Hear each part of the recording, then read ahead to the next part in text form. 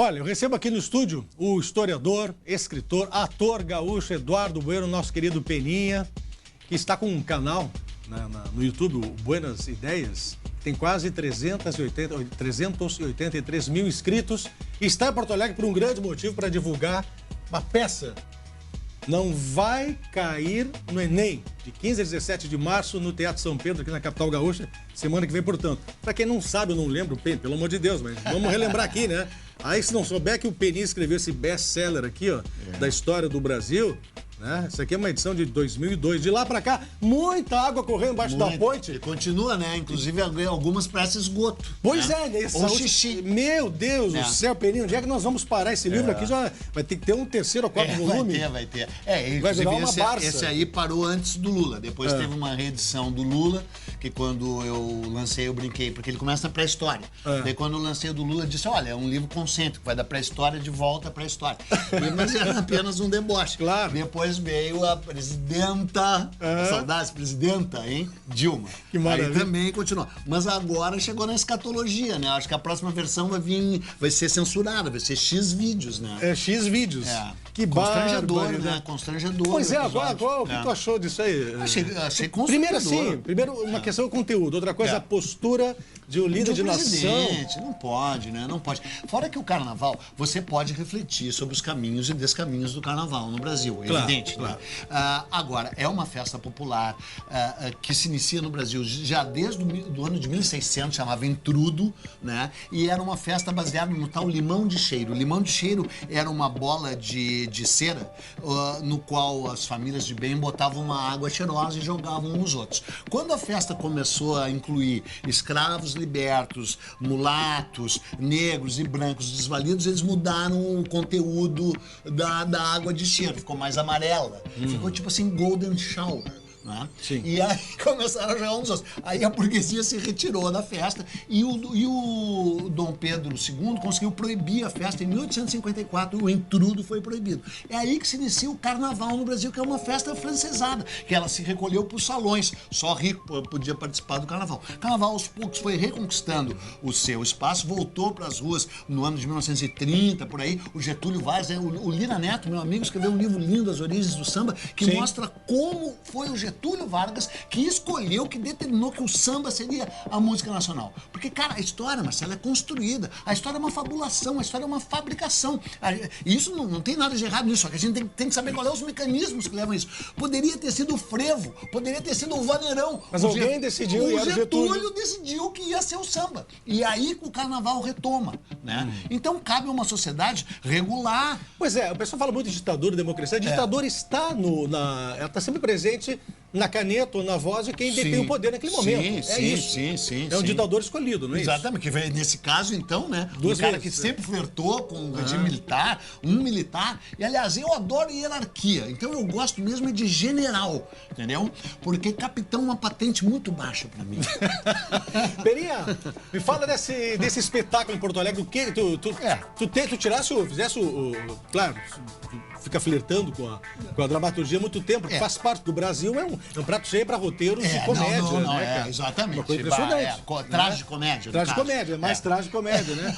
Porque a gente aprendeu a rir da tristeza, porque senão era só tragédia. É isso que o canal Buenas Ideias faz, né? Então, ali tem também uns pedaços da peça ali, né? Então, eu fui convidado pelo Marcelo Madureira, do Cacete Planeta, para fazer esse canal, chama Buenas Ideias. O canal deu certo, o canal decolou muito rapidamente, está aí chegando a 400 mil exemplares, ele recebe 1000 pessoas novas por dia, né? E os episódios têm 250 mil views cada um, né? E aí tá chegando ao 100º episódio. E aí eles também, o Marcelo Madureira e o grupo Cacete Planeta, dizem, cara, você tem que fazer isso ao vivo.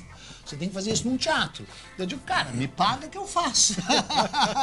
E aí a gente montou uma peça bem simples, ela é bem simples. E esse, tô vendo agora, esse é o último episódio. Esse último episódio, sim. Esse aí é tu postaste ontem. Exatamente, sobre o Tancredo Neves. 15 de março de 85. Exatamente, que aquele momento incrível que vivemos, né? Sai a ditadura. Eu gosto de falar de com gente idosa. Contemporânea.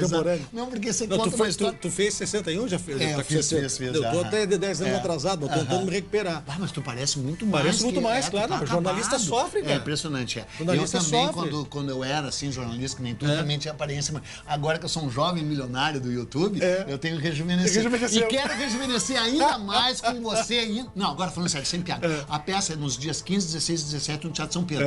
E não é piada, é verdade. Tá acabando os ingressos. O que não pensa que eu tô dando como boa notícia, eu tô dando como má notícia, porque meus amigos são daqueles que deixam brasileiramente tudo pra última hora. Então eu estou avisando também aos meus amigos. Cara, eu tenho 20 ingressos pra dar. Não pra você, tá em casa aí, você vai comprar. Pros meus amigos eu tenho 20 ingressos. E, cara, eu tenho mais que 20 amigos. Eu também vou levar os meus inimigos pra lá, pra que eles falem mal de mim pela frente, não é? Então agora, sem piada, Marcelo, estão acabando os ingressos. Então, se você quiser ver a peça é bem divertida. A peça é um programa familiar. A peça, eu não enfio o dedo em nenhum lugar onde eu não deveria metê-lo, né? E não tem golden shower. Né? E se o presidente não sabe o que é Golden Shower, eu sugiro que ele pergunte para Alexandre Frota, que é um correligionário dele, que é um cara que ele gosta. Que tramita naquela ali, cena ali. Que aliás, anda dando bastante palpite na área cultural. Não, foi ele que fez. Principalmente. Na área cultural, o Alexandre Frota. Né? E então ele pode perguntar o que é Golden Shower. Eu não farei nenhuma Golden Shower lá. Não, tranquilo, então. Crianças podem ir, não? Sim, pode ir mesmo. Claro, eu faço algumas brincadeiras, digamos, picantes, mas na verdade a peça é sem censura. Tanto é que o próprio canal também é visto por um monte de... eu fico até assim, criança, mas... É porque é um problema, hoje em dia. Mas eu não vou deixar de falar o que eu tenho que falar. Tá certo. E é muito... É deboche, né? É gozação. O Brasil se lê bastante pela piada, né, Marcelo?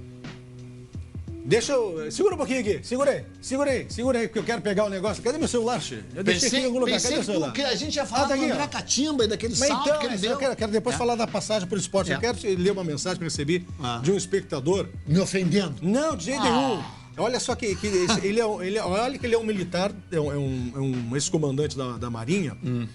Eu sou amigo, ganhei uma medalha de amigo da Marinha. Sim, foi fuzileiro naval, né? O senhor está aposentado oficial. Ele falou, sou admirador de Eduardo Bueno, do Peninha, desde 99, quando ele escreveu uma série de textos para a revista Época, relativa à comemoração dos 500 anos do descobrimento do Brasil. Ele fez um excelente trabalho, te elogia de ponta a ponta.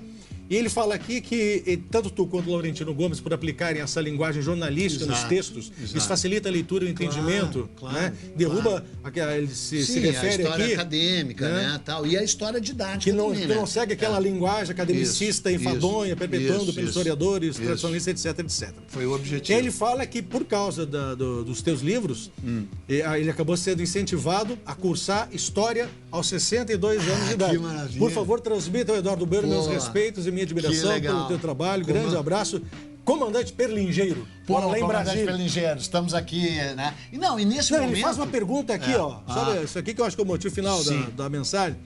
Pergunta para ele o seguinte, aliás, Bueno, se ele pode confirmar ou não, nossa república nasceu por causa da disputa entre Deodoro e Gaspar Silveira Martins, pelo amor da baronesa de Sorocaba? Sim, só que não era de Sorocaba, ela era Adelaide, eu falo dela até na peça, é a Maria Adelaide, esqueci o sobrenome dela agora, acho que ela não era baronesa de Sorocaba, mas ela era baronesa, ela era uma mulher lindíssima, o Gaspar Silveira Martins, aliás, gaúcho e parente do Cacalo Silveira Martins, glorioso presidente do Grêmio, era, assim, matador. Galanteador.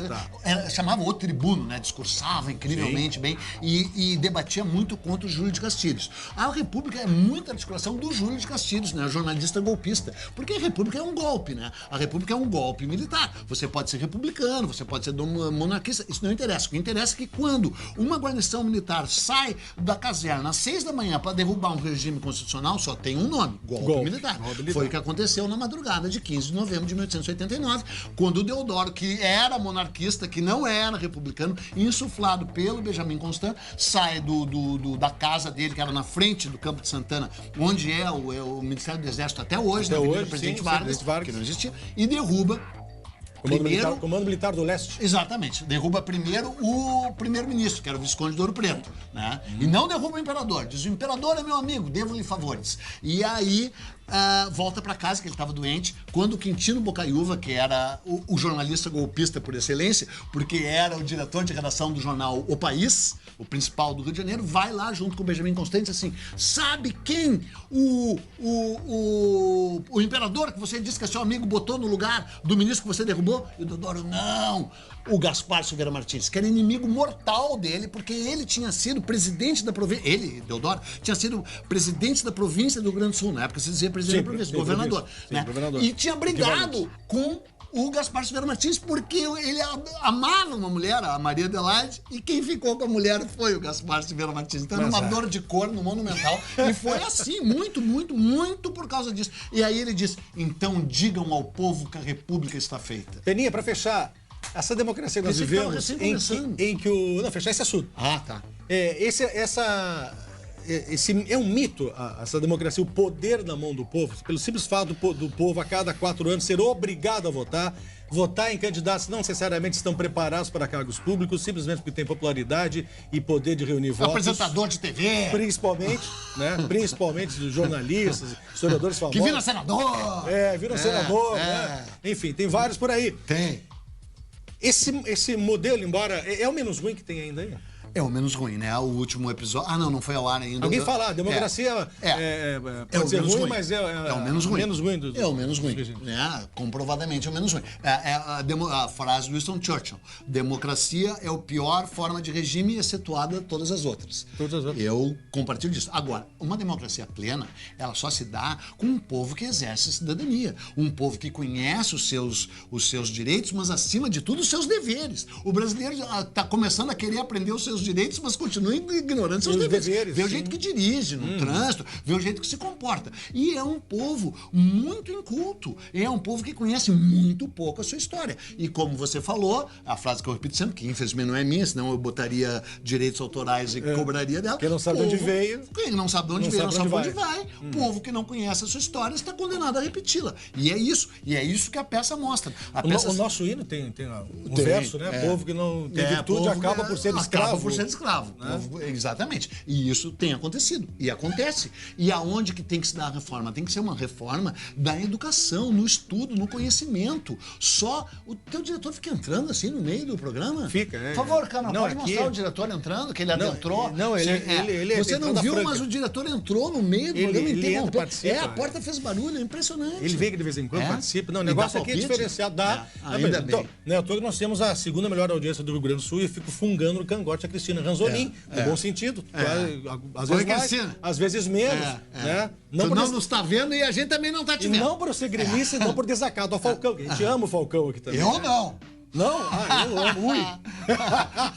Peninha, o que tu faria com 79 milhões de reais? O cara ganhou ali em Gravataí, cara. A primeira coisa que eu faria era reconstruir a casa do imigrante ali que caiu. Tô falando sério. Ontem, caiu em São Leopoldo. Tô falando sério. E eu fico pensando assim, cara, todo esse empresariado, a minha coluna no jornal concorrente, a 0 Hora, sai amanhã, é sobre, chama A Casa Caiu. Né? É o seguinte, desde que os imigrantes alemães chegaram, o governo brasileiro não cumpriu nenhuma das promessas que tinha feito para eles, aliciando eles para virem de Hamburgo, basicamente, em 1824 para cá. Por que agora ia cumprir a promessa de manter aquela casa em pé? Então o empresariado fulgurante, luminoso de Novo Hamburgo, de São Leopoldo, de todo o Vale dos Sinos, eles não deviam esperar nada para poder cumprir. Eles que reconstruam aquela casa. E não é uma acusação, é apenas uma sugestão. O seguinte, eles vieram dali. O governo nunca deu nada para eles. Eles que façam aquela casa. E sem lei. Sem lei Rouanet, faz do próprio bolso. Porque ninguém diz assim, doações da lei Rouanet. Lei Joanet, Rouanet, que esse governo ridículo no poder é contra. Claro que ela tem que ser regulada, mas é uma lei para biblioteca, é uma lei para museu e é uma lei para esse tipo de patrimônio. Só que é o seguinte, daí ninguém diz doação. Não é doação. Quando o cara dá o dinheiro ali, é uma renúncia fiscal. Eu quero doação mesmo, não para mim. Claro. Eu quero doação para aquela casa, quero doação para cultura no Brasil. Eduardo Bueno, posso continuar? Enorme. Pode? Quer ficar mais um pouquinho? Quero. Deixa eu ler essa notícia então. Lá no sul, fica comigo um pouquinho aqui, ó, lá no sul do estado, pescadores gravaram a formação de um tornado. Peninha, só pra fechar aqui, então, fechando agora mesmo. Agora fechando mesmo? Agora, não, fica mais um pouquinho. Não posso ficar até o esporte? Pode. Eu quero que tu passe depois a bola pro esporte pra falar ali, ó. Olha aqui. Esse é mais um dos livros incríveis que eu escrevi. Olha aqui. E vem cá, ontem teve preliminar e jogo de fundo, né? Incrível, né? A preliminar foi às 19. Meu amigo Baidec ali. O zagueiro mais violento que eu já conheci em toda a minha vida. Tamanho, né? Não ia nunca na bola, sempre no adversário, que é assim que tem que ser. Porque zagueiro que recita poesia, já teve aqui no Rio Grande do Sul um zagueiro que recitava poesia. Pelo amor de Deus. Tem um que canta bolero, que é o Anchieta. O Anchieta canta bolero. Canta bolero também. O zagueiro é o Baidec. Podia ser goleiro, tem a mão dele, parece um cacho de banana d'água. Ele tá milionário agora. Ele tá nadando em dinheiro. Inclusive, eu tô precisando de uma grana, acho que eu vou pedir pra ele ali. Posso pedir ao vivo? Pode. Não, vou pedir. Me autografa o livro aí, que eu adoro. Já tô autografado, que maravilha. Só pra não esquecer, pergunta aquela: Rio Grande ou São Borja, cidade mais antiga do Rio Grande do Sul? Tu quer me pegar, né? Tu sabe que São Borja está diretamente ligado às missões. Se São Borja tivesse vingado, estaríamos aqui falando espanhol, fazia parte das missões jesuíticas. Teria sido uma grande opção. Também teria sido. Ficou no meio termo, né? Meio uruguaio, assim. Sim, nós ia disputar mais Libertadores que o habitual. Se bem que nós já temos 19, tem gente que tem só 11. E aí, 19, sendo que o Baidec tirou a taça da mão do barbudo, ele que levantou. Tem uma mão daquele tamanho? E moralmente levantou também em Tóquio. Em Tóquio levantou mesmo. O único. E aí o Rio Grande, né, fazia parte dessa grande ocupação da costa, 1737, né? O José Paulo Paes, né? Não, como agora esqueci o nome do fundador de Rio Grande, porque tudo começa com a colônia de Sacramento, né? Sim. Nós somos filhos da colônia de Sacramento, fundada em 1680, desafiadoramente em frente a Buenos Aires, com os portugueses querendo levar a raia de Tordesilhas até lá. Era um desafio. E depois criaram Laguna, em 1684, e o único caminho era a pé, de Laguna para a colônia. Porque aqui tem a maior costa retilínea do mundo, né? 660 quilômetros sem nenhuma baía, nenhuma reentrância, nenhum porto natural. Por isso que Salvador é uma cidade de 1549 e Porto Alegre de 1779, 220 anos depois, por causa desse nosso maravilhoso litoral. Nós estamos sempre atrasados em algumas coisas. Mas menos no futebol. Um lado do futebol, né? Fica aqui, eu quero chamar o VT, para depois a gente passar a bola para o esporte e receber o Baidec ali. Estou recebendo ao vivo aqui no estúdio o Eduardo Bueno, o Peninha. Vamos passar o serviço mais uma vez? A peça estreia semana que vem no Teatro São Pedro. Sexta, sábado e domingo, inclusive domingo de Grenal, né? Domingo de Grenal. 15, 16 e 17 no Teatro São Pedro, às 21 horas. Inclusive domingo ia ser às 18, passou para as 21 justamente por causa do Grenal. E, cara, falando sério, os ingressos já estão no fim. Pela internet parece que nem tem mais, tem que comprar na bilheteria do teatro. A biblioteca é o que tem lá em casa. Inclusive tem esse livro lá. Pois é, daqui ó, deixa eu mostrar aqui, eu trouxe o meu acervo aqui, parte do meu acervo aqui, eu gosto muito de história. E esse aqui é um dos livros que eu também li, que é maravilhoso. De quando que é? 2000 e... Foi uma série, né? De 2005, vários escritores. Inclusive aquele humorista gaúcho escreveu sobre um time que é uma piada. O Luiz Fernando Veríssimo escreveu sobre o Internacional. E um historiador que nem eu escreveu sobre um time que tem história. Eu separei aqui, falei mais cedo com o Jeremias Werneck aqui, ó. Tá aqui, gente. Aqui não lembra. O Zana nas alturas, André Catimba, o centroavante do Grêmio. Tem um detalhezinho aqui, mimoso. Deixa eu te ajudar aqui na outra câmera aqui, ó.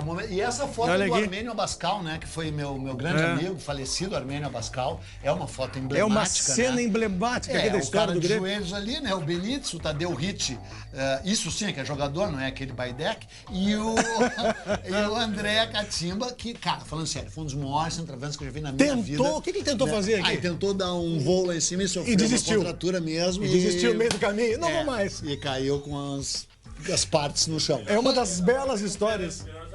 É um dos melhores zagueiros, Baidec ali corrigindo que sim, porque esse era só um centroavante. Foi um momento mágico, né? 25 de setembro de 1977. Inclusive eu me casei nesse dia. Ah, é? O que me impressiona aqui no livro, Peninha, é que tu és, embora seja um historiador, pessoa que trabalha com a lógica, com a coerência dos fatos, enfim, montando esse quebra-cabeça. Supostamente. Teoricamente, né? A tua paixão é um negócio assim impressionante pelo Grêmio, né, cara? De uma passionalidade distorcendo os fatos, exatamente. Né? Aí com violência. Não, tô brincando. É óbvio que a violência é verbal e é piada, né, cara? Faz parte da gozação. Mestre, obrigado, tá? Pela presença da SPT Rio Grande, chegamos por aqui. Jeremias Werneck, olha aqui, ó. Que dupla, hein? Vou te emprestar pra tu ler esse Que dupla, Jeromel e Cânimo. Essa obra eu não li ainda, viu? E a do teu time, tu leu? Não lançaram ainda, não lançaram. Tô esperando lançarem um livro sobre o Tamoio lá de Viamão, não lançaram ainda. Ah, saiu bem, o Tamoio de Viamão. Tá bom. Mimoso, tá contigo então, tá? Valeu, Bom programa aí. E você tá recebendo essa lenda viva do Grêmio, que a mão parece um cacho de banana d'água. Se fosse goleiro, era melhor que o Manga, né? E que o Corvo e o Leão juntos. Abraço, Mimoso, tá contigo.